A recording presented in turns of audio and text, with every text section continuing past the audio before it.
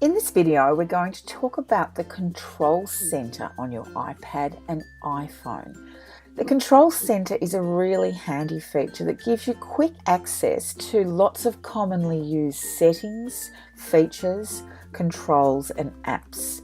The control center is found on your iPad and iPhone by sliding up from below the bottom of the screen. On my iPad, there it is, sliding up from below the bottom of the screen to the middle of the screen. On the iPhone, the same. Slide up and there's your control center.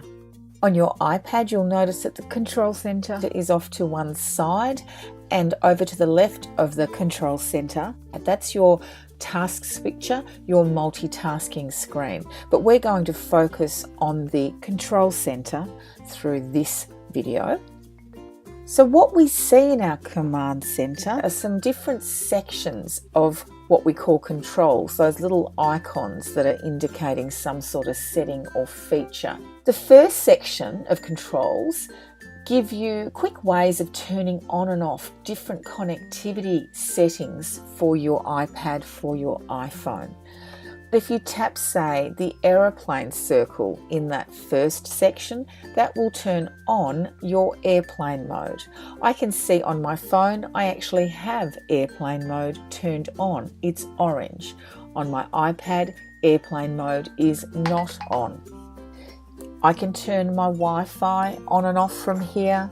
I can turn my Bluetooth on and off from here. If you touch and hold on the first set of settings, if I put my finger on it and hold, you'll see it will pop up a set of further settings that are not shown on my iPhone in particular in the main screen.